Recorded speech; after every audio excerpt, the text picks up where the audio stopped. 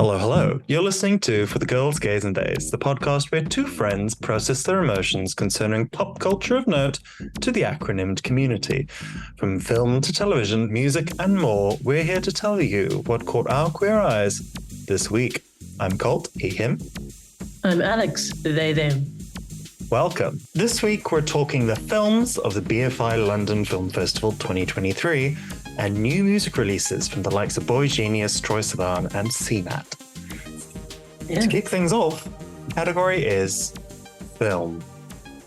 I was able to attend multiple screenings of the BFI London Film Festival this year. I booked 13 films across a 10-day period of the festival. I just think there's something really lovely about getting to see a lot of awards contenders early, especially given the UK tends to have delayed release dates. For a lot of the sort of awardsy films tend to sort of be like months after they come out in the States. So it's just nice to be able to see them because, you know, I love to awards theorize and prognosticate. So I get to see some of these films that people have been talking about in sort of award circles and get an idea of what's actually going to happen in sort of best picture lineups in the acting categories and writing and editing and all that lovely stuff. For the sake of being expedient, I'm just going to talk about sort of in depth my top three of the fest, and then I'm going to touch on a couple of disappointments, but let's do the good part first.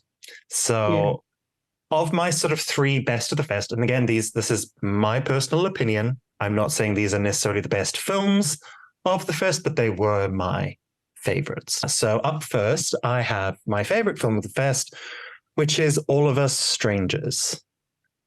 It is the gay film starring Andrew Scott as Adam, a gay man living on his own in London.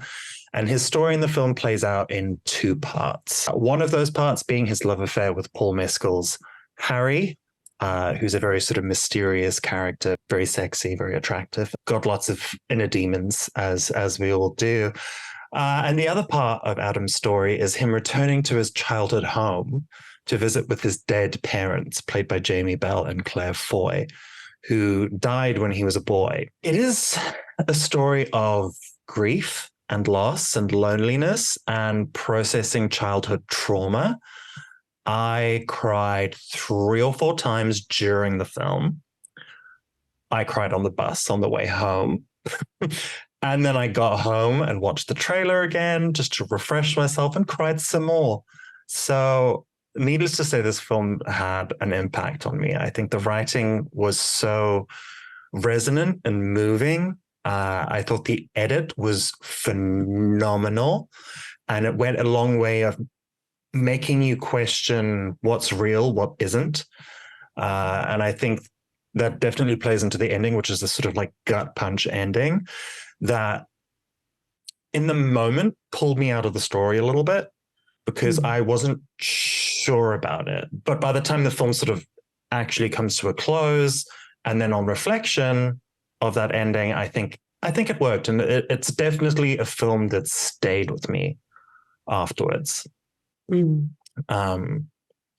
film that I would say definitely stayed with me after I watched it, and I think this is one of a couple of films where I messaged you sort of immediately afterwards to be like, oh my God, this film.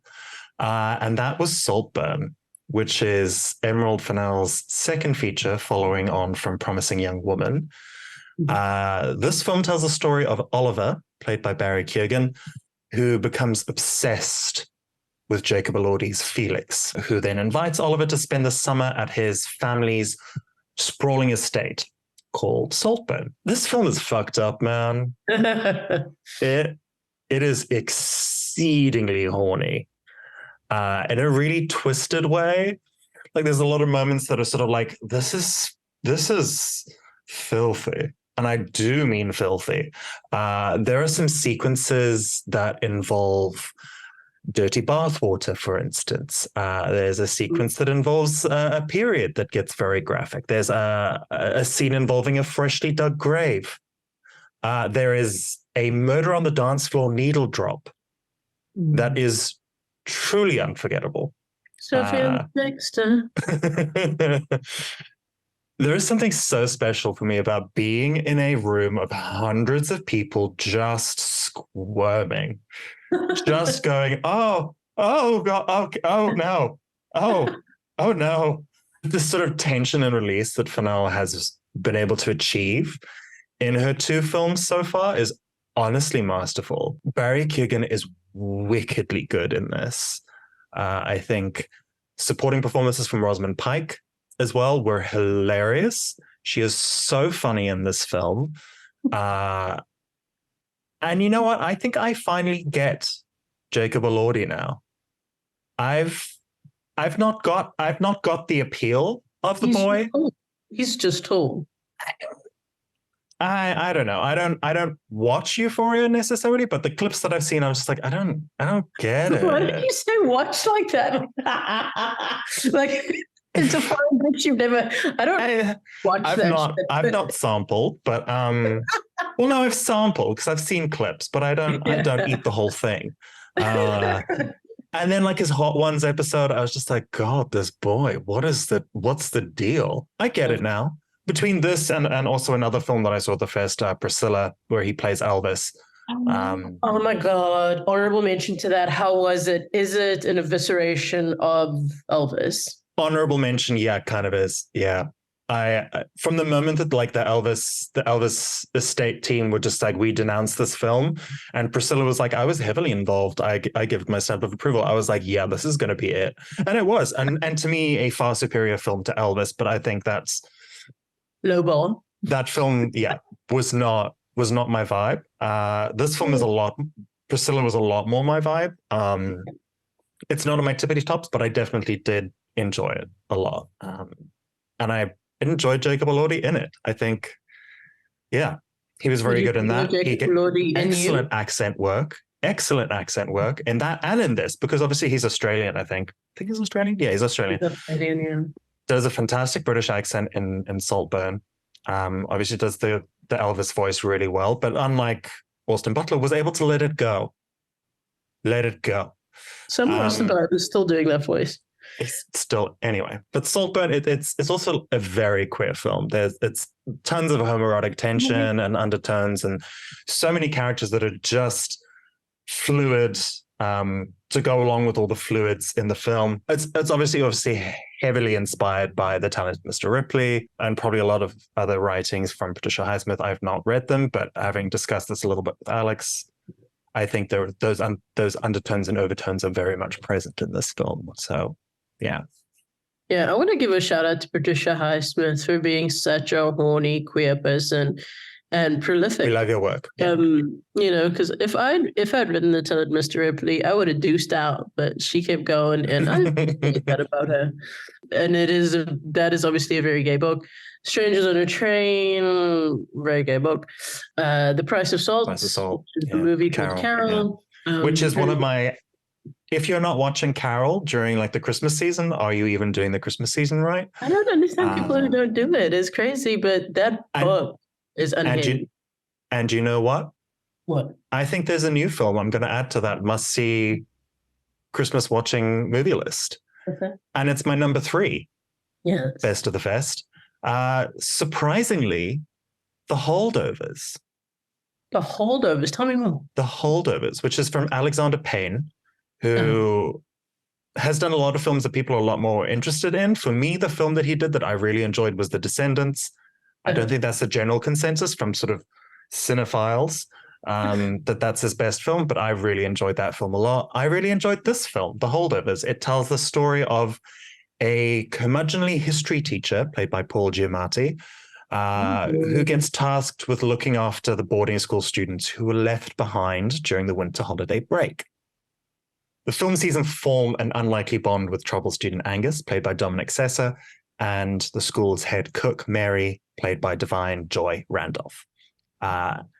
It's just a simply told story with a whip-smart, funny script and outstanding performances from the lead trio that had me so invested and entertained. It was such a pleasant surprise. Obviously, people in the awards sphere have been talking about it as like, this could be the little sleeper thing that comes along and can be a surprise, could be like the coda of this year of like the little film that could. Yeah, I think it's a brilliant film, and it's very sort of 70s school film inspired. It's obviously like it's set during the 70s. It's sort of filmed to sort of look like it's in the 70s. It's very, very well constructed, and yeah, just the story is beautiful, and the acting is so good, and the characters are so fully fleshed out. It's just a lovely little film.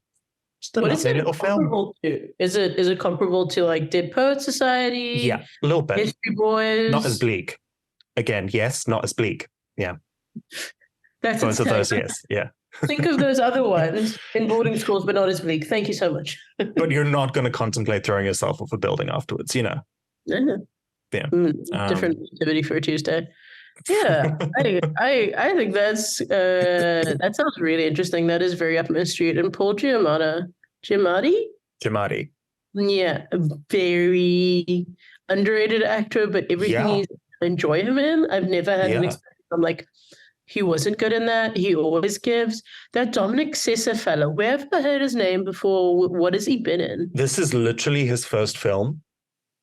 I don't think he's been in anything else that I'm aware of. This was his first feature film. Likes him, so I was just wondering how and why. One thing I will say about him is he's 33, and he's playing a high school student.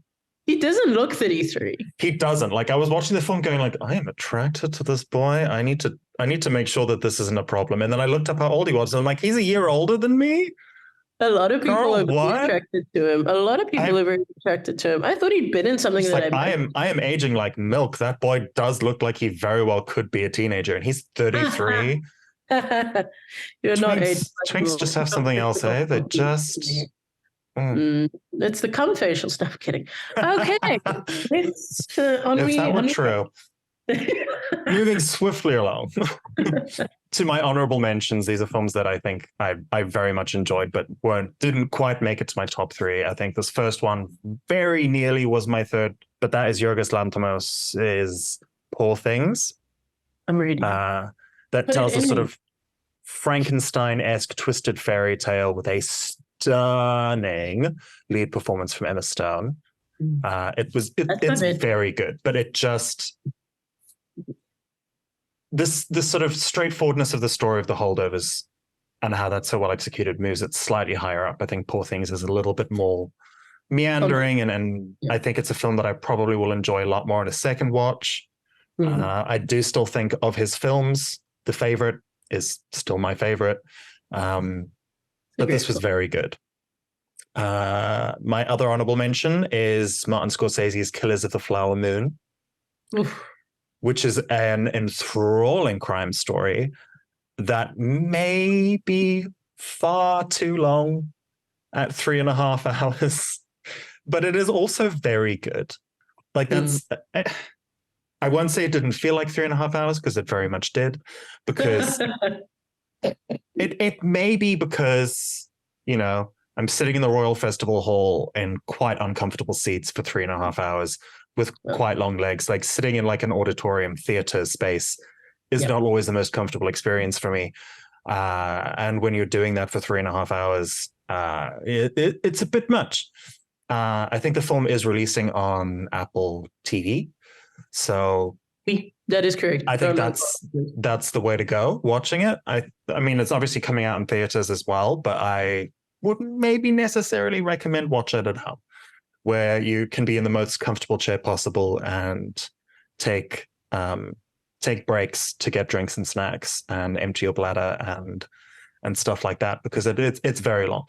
I think I'm not going to say like it could have been condensed to like a 2-hour film. I think that probably it couldn't happen, but I do think there is fat that could have been trimmed. I think there's some repetitiveness, especially towards the third act. I think it got repetitive. There was some flashbacks that I'm just like, we've seen this.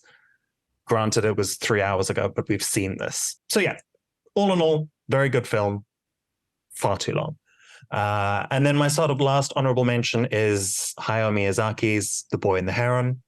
It is the latest sort of trippy Studio Ghibli story. Again, I couldn't really tell you what the story was trying to tell me, what the story was necessarily, but like the weirder the film got, the more I was buying into it, you know, like the more trippy it got, the more fantastical the world the characters were in, the weirder shit got, the more I was on board. And by the end of it, I was just like, I really enjoyed that. That was a great time. The feedback I've gotten from other people who love going to the movies and going to the festival was that yes, Children of what is the Killers film of the name? Flower Moon. Killers of the Flower Moon. Mm. Great film. And they felt like it was too long. And I just want to advocate for something that my dearly departed grandmother always used to say. A movie can be long. Put a break in the middle. What happened to a little an intermission. I think this is the perfect film to have an intermission in. Yeah. There's parts of the story that feel very chapter-like. Yeah. I think in different hands, this very much would have made a very entertaining and Emmy Award-winning TV series. Mm-hmm. Yeah. I agree. I would have definitely done that. What I've heard about the Heron movie was that it had a much better title initially. Like initially, it was supposed to be titled "How Do We Live," and I'm like, that is a much better title in my opinion. But that's just me. Also, just makes me want to sing the song. How do I live? No, it's because I'm camp. But I have heard it's quite good enough. Me. I have heard it's quite pleasurable to watch. I think the biggest one that made the timeline explode, if anybody's there with me, which I know you are, is the thirst, lust, and disgust of Saltburn. Has really got the people going. Yorgos Lanthimos gave the best quote about his movie I've ever heard. He was at the screening, and I heard he was at your screening, but that must have been a mistake on the timeline. He probably was at the actual gala. I went to mostly matinees because they were cheaper. The guest speakers don't tend to do those, but often there were a couple this year that did, but no. He was apparently there, and they turned to him and said, "Hey, Yorgos, describe the movie. Tell the people what they're in for the next little bit, like what's happening." And he's like, "Nope." Oh yeah, I saw that. Like, do you want to tell us a little bit about the film? And he's just like, "No." Which I think is good, because I think you should go into the film knowing as little as possible. Like I really very much just sort of knew the fact that it was sort of like a Frankenstein-esque thing of Emma Stone's character had the brain of a child put into the body of an adult and was reanimated and put out into the world, kind of thing. I think that's all you need to know about it. I don't think you need to know that any more than that before you watch it. Those were the good. I think there was some disappointments, 2 disappointments for me. Neither of them are out and out bad films, a la sort of last year's The Sun, which is a film that I will shout from the rooftops, and do not watch this film. I'm upset about it. You could mention it to me, he will shout at you. Neither of these films I would say that to. I would just be like, lower your expectations heartily. One of them was, I found David Fincher's The Killer to be a technically masterfully crafted film about an assassin. That was so boring to me. I could not wait for it to be over. Nothing hooked me. There was some well-constructed action set pieces, I suppose. There's like one fight scene in particular that is very sort of brutal, but it just felt so unseasoned. Just like a perfectly poached chicken breast, you know? It's the best part of the film was a single scene with Tilda Swinton. Une scene? He was so good in that one scene. Oh no. So good. But it was one scene. And that was the best part of the film. There are other okay parts of the film, like it's not a bad film. It just, from the opening sequence, which felt like it went on forever, like it felt like, is this all the movie is? And then it went places, but then it went places that I was just like, I don't want to go. It took you places you didn't want to go. Do you find him to be sometimes self-indulgent? Not to the extent that Nolan is, but he is kind of up his own bum slightly. I don't know what happened to him is all I want to know. Because, like The Social Network, The Girl with the Dragon Tattoo, It's a good some film. people love Fight Club. But like his last two, like Mank was again one of the most boring films I've ever watched. And then this was just, you took an assassin story with Michael Fassbender and you made me not give a single shit. Apart from when Tilda Swinton was on screen, but then she got 1.5 scenes, Anyway, but I'm swiftly going to move along because, there are other disappointments to disappoint you. Okay. Sorry. Yes. Chicken Run, Dawn of the Nugget. That is the saddest shit. I know, Tell them baby. about it. I know. Saddest I shit. know. Saddest I shit. know. It suffers from bad sequelitis. Just by being way too over the top.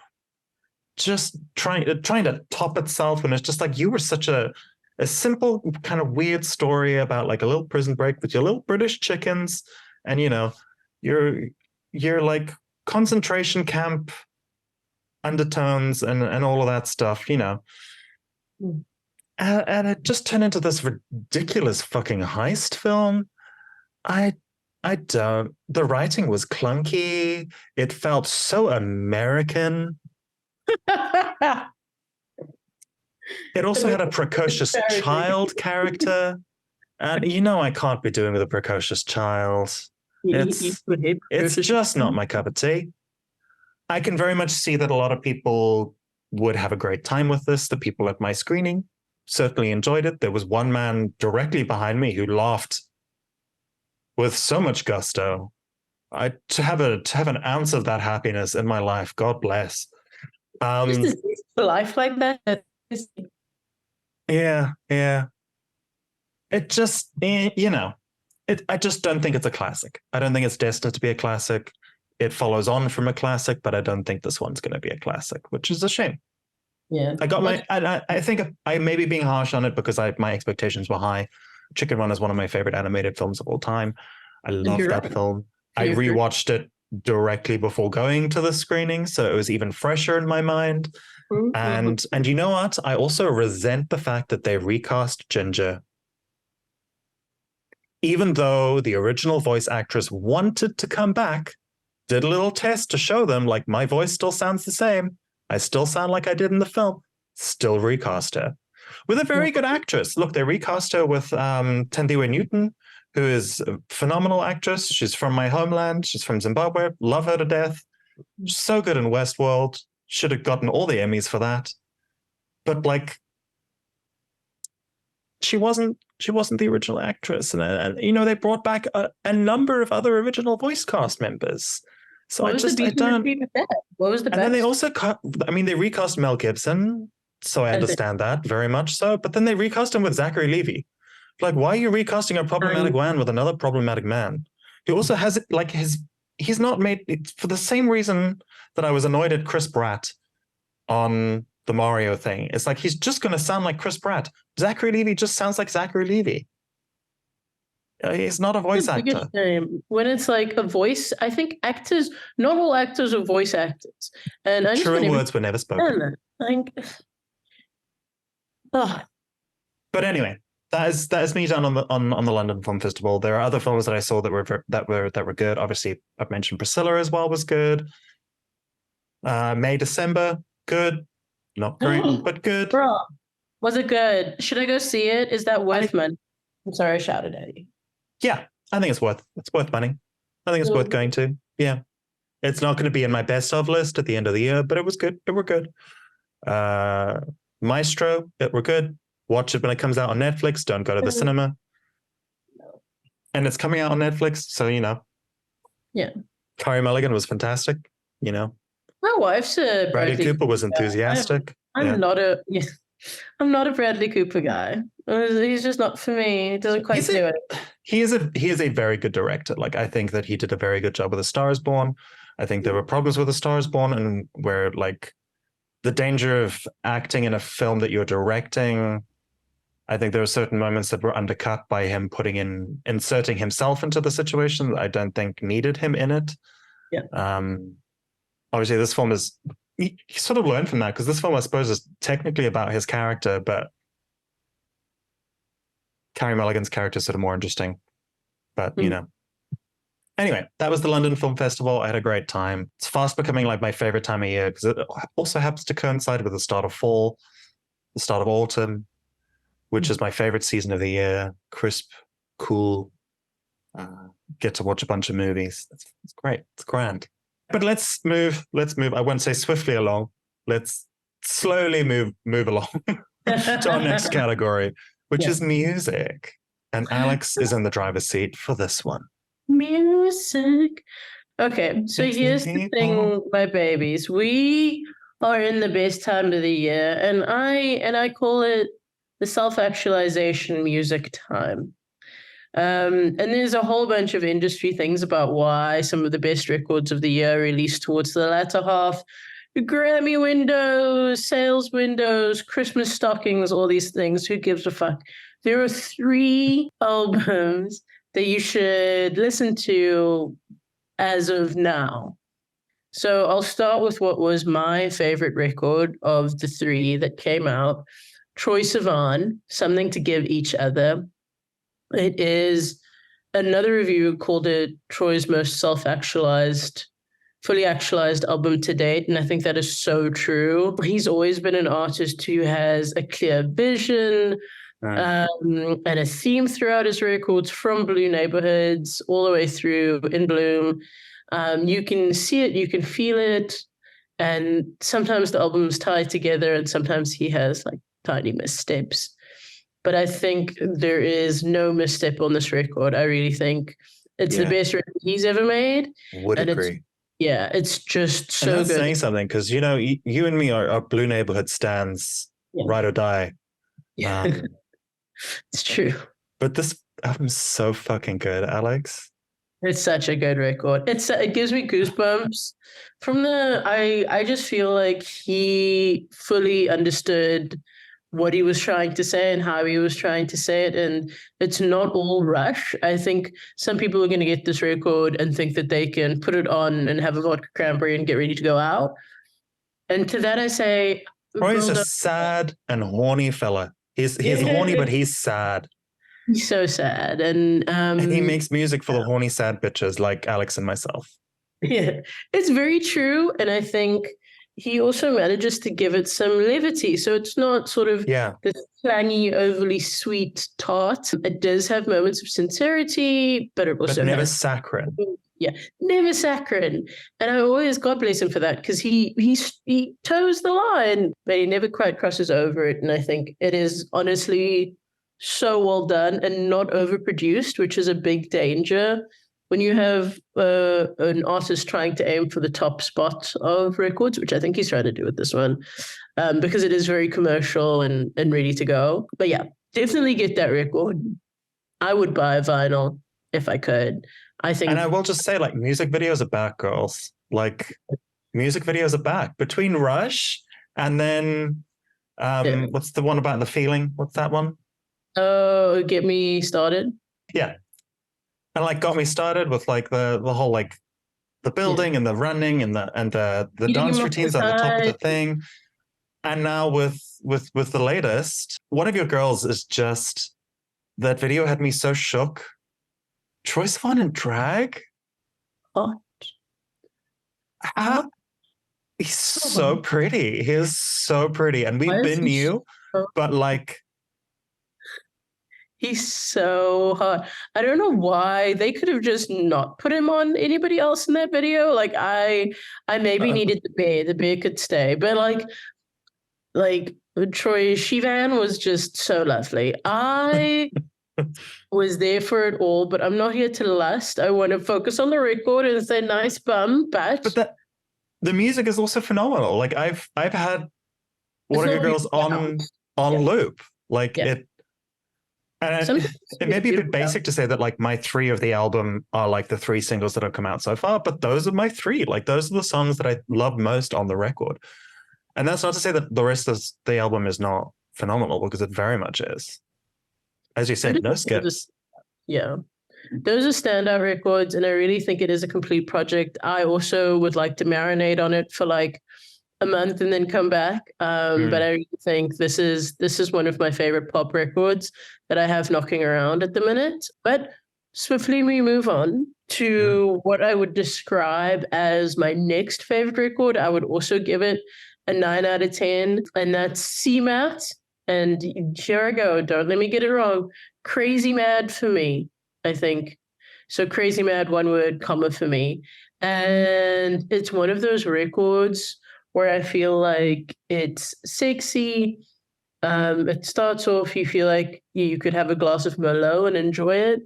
It's a great sort of surround sound experience where you feel each and every instrument. I think her voice has never sounded better. I think it's a step up from her last record. So she's continuing in the same theme and the same energy. My favorite way that she does that is in the opening track. I think it sets the scene and she moves through it really beautifully. And she's also very transparent about her references. So, you know, if you enjoy her record, you'll really enjoy any other miserable females. No, I'm kidding. No, she gives it something different. She tells a story. She is telling you about herself in a way that I kind of wish my last record had done. So boygenius is out with their the 4 songs to sort of close off this chapter. Probably they're on tour right now. Little extended play. Yeah. Little extended play. Don't expect more than 4 songs, which my wife did. She listened to it and then she was like, why did you get me so excited for this? It was 4 songs. I thought it was going to be a whole new record. I said, no. Great songs. Yeah. I think, okay. So here's my thing. I like all of the songs individually.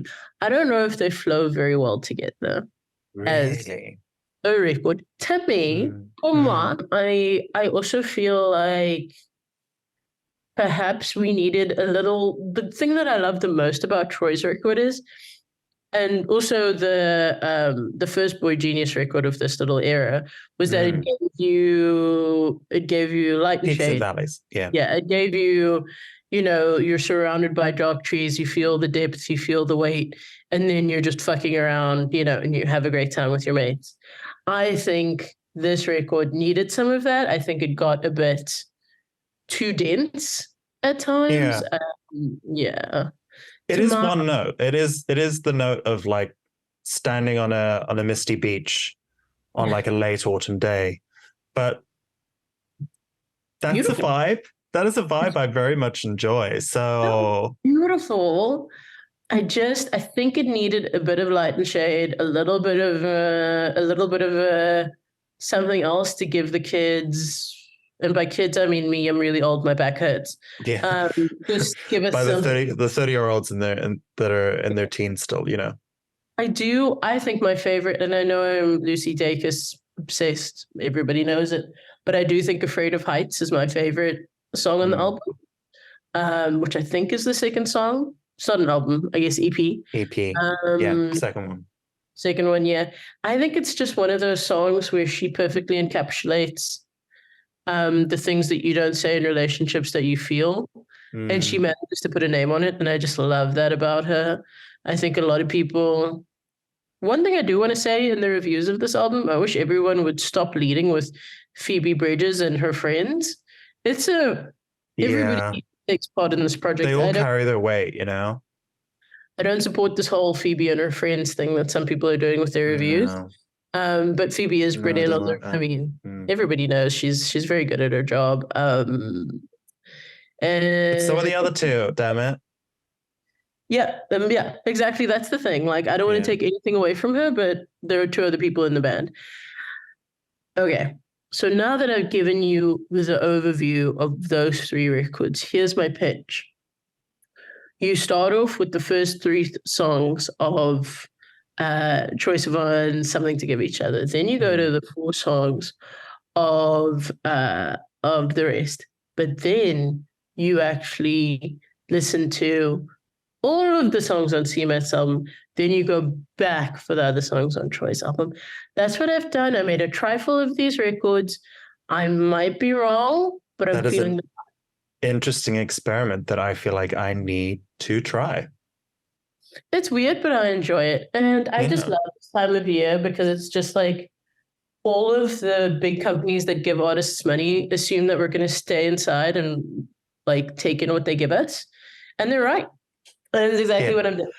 Well, kind of right. I think what I like to do with, especially with boygenius, what I've been doing is going on just like little walks in the brisk coolness and just feeling the fantasy of the mood, of the tone, you know.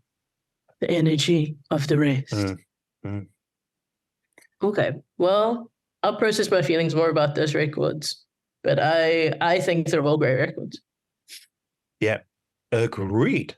Right. So before we move on from music, I do want to briefly touch on Miss Swift. The Taylor Swift Eras Tour concert movie came out this past weekend. I went to see it. I do not have the money to go to the actual concert tour. But I still love Taylor Swift very much. So as soon as the film was announced, I'm like, I am absolutely going. So I went with my housemate, who's a huge Taylor Swift fan. She is going to the actual concert when it comes to the UK in a few months. I say a few months. It's happening a long time in the future. Like it's a while off. It's like August next year. It's a while. But yeah, I went and I had a great time. It is a fucking great concert. I was not aware of how much of a show she was going to put on. Like that's sort of the reasoning. I don't tend to go to a lot of concerts. I'm just like, unless they're putting on a production, I'm not really super interested, which is why like the concerts I've gone to have basically just included Lady Gaga and Beyonce because, you know, production. But Taylor Swift put on a fucking production. I pleasantly surprised and impressed. Yeah, I loved it. I loved the staging. What was it like in the cinema? With were there people doing like little seances like they were in America? Well, that's in America. I went to a British cinema. What are you trying to say, I Cole? went to a British cinema. I also went to one of the quieter cinemas near me that tends to not have a lot of people in it. This was probably the most people I've seen in that particular cinema. And people were getting into it. There were some people singing at points and like getting into it and vibing. There were not people forming like prayer circles in the front row. There were not none of that. People weren't crying, screaming, throwing up. But like, if that's what you feel like you need to do, it is a concert film. Enjoy it. It is not. Feel good about it. It is not quote unquote cinema.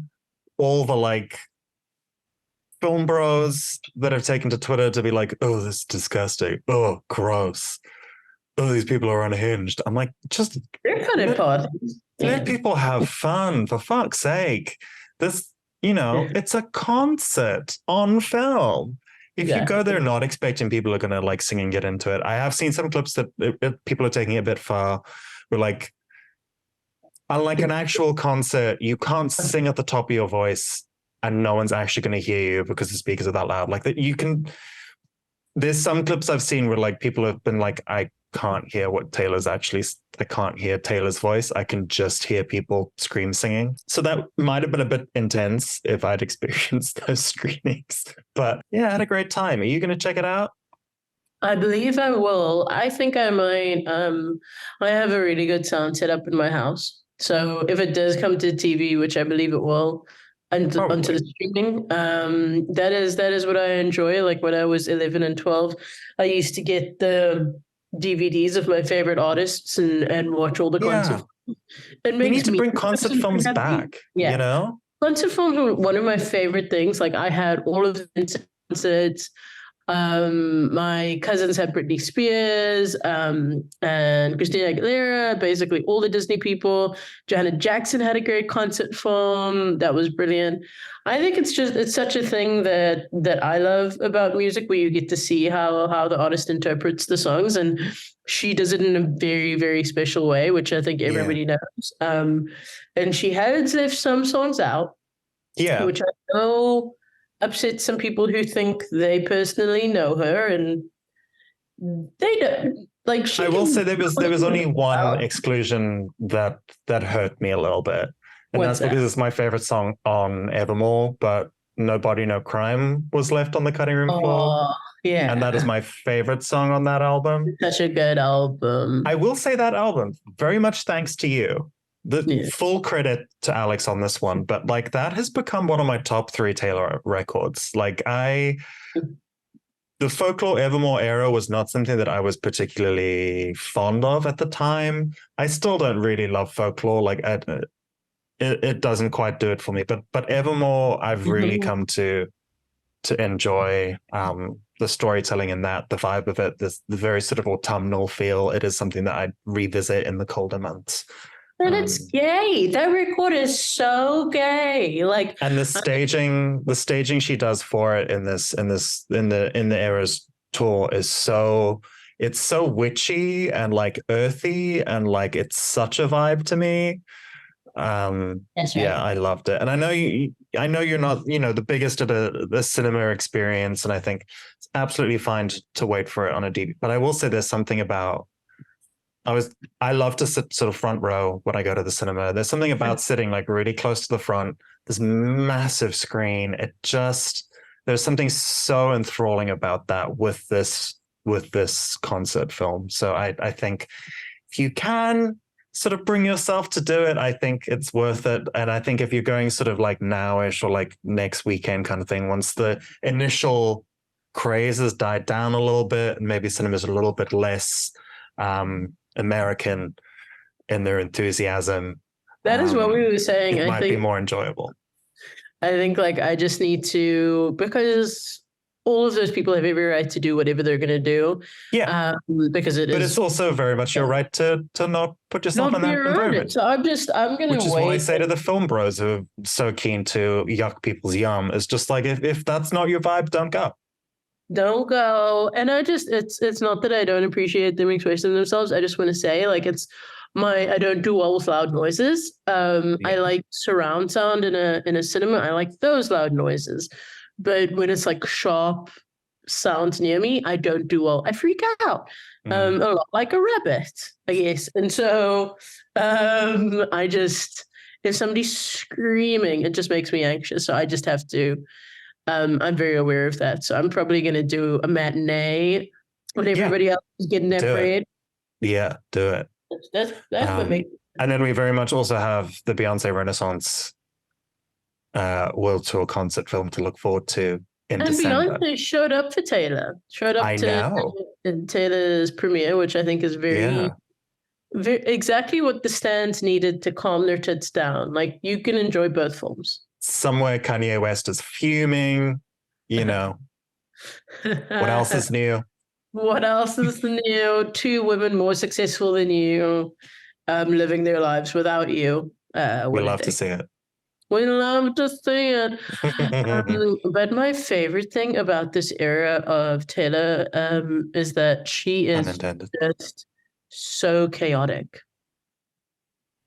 So anything she thinks she drank like 3 tequilas at a music award show, and that was great. I enjoyed every minute of her at that vibe. Yeah. Just had such a great time. Just such a great time. Yeah. She saw a man as tall as a tree, built like a brick shithouse, and said, I'll climb that. I'm going to climb that. Yeah. And I like that. I appreciate that. She's bringing millions of new viewers to the NFL. Which I love how angry the NFL bros get about that. When someone's like, Taylor Swift is bigger than the NFL, people are like, no, it's not. Just like, yeah, she is. The NFL is American. Taylor Swift is global. Taylor Swift has millions more followers than the NFL does. And she's very much bringing new eyes to the NFL. Sorry, bro. The NFL knows it. The NFL, they made their bio, Taylor was here. So they know. They're capitalizing on it. God.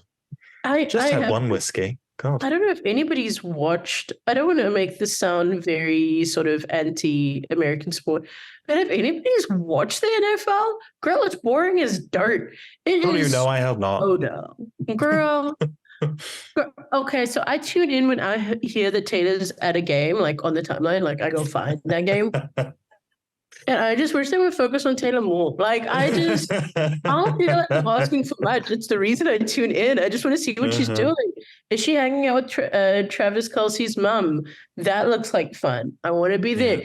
Is she eating, what was it? Allegedly ranch? What is that? Chicken tenders with ketchup and allegedly ranch. Or apparently, no, it's apparently ranch. Yeah. Apparently ranch. I wanted to know about it. I mean, she's all of it. She had a vodka cranberry and some chicken tendies. And I think that is, that's what I want to know. Like, that's what I'm into. And sorry to the NFL, but you're just like one of the people who tweet about it said before Taylor, it was like tweeting into a black hole. And now he tweets and people see his tweets and it makes them very anxious. It's just the nature of it. I love Miss Taylor Swift. And I think I'm not one for conspiracy theories, but just between us squirrel friends. My favorite conspiracy theory is that boy, Travis Kelce, was after her for some time, but she was sort of not interested, getting over... Oh, he masterminded the mastermind? Is the conspiracy? Yeah, Getting over another tall boy. So it's like, oh, what am I going to do? Anyway, so then her best Surely mate... you can't be talking about Matty Healy. I think that boy's not tall. Oh, I forgot about him. Oh, he's so forgettable. I was thinking of Joe. He is so forgettable. Oh, right, that one. Yeah. Yeah. Yeah, no, there was a whole unfortunate incident in between that. So I forgot about him. And thank you to Tree Payne. Taylor's publicist really helped me forget that. And I really want to thank her for that. That is God's work that she's doing. But basically what I've heard is that to divert our attention away from Miss Sophie Turner's divorce, Taylor's having a very public relationship with this man. And I appreciate that rumor because that's what friends do. You hang out with the boy who's hot. He's hot. But yeah, I don't know if there's a very long future. I don't know if he's going to get an album. If I'm real with you, but I don't know, babe. There's a lot of most of the chatter online is that this could be the one. That's what they said. This could be the forever one. I know they say that with every one of them, but one of them. Yeah. I love it though. They make such good albums, and even the ones that are legend. Looking at you, Carly Class, give you great albums, just fantastic work. Like, sorry to Taylor that it hurts her heart, but so good. I love it. Love Taylor. Love you, T Swift. I love you too. And on that note, we're out of time. Thank you so much for listening. If you want to give us a follow on socials, we're at girlsgaysdays_pod on Instagram and TikTok. And video versions of this podcast are available on YouTube. And join us again next time for another sip of queer culture. Santé! Cheers! One drop left. It was good. Yeah.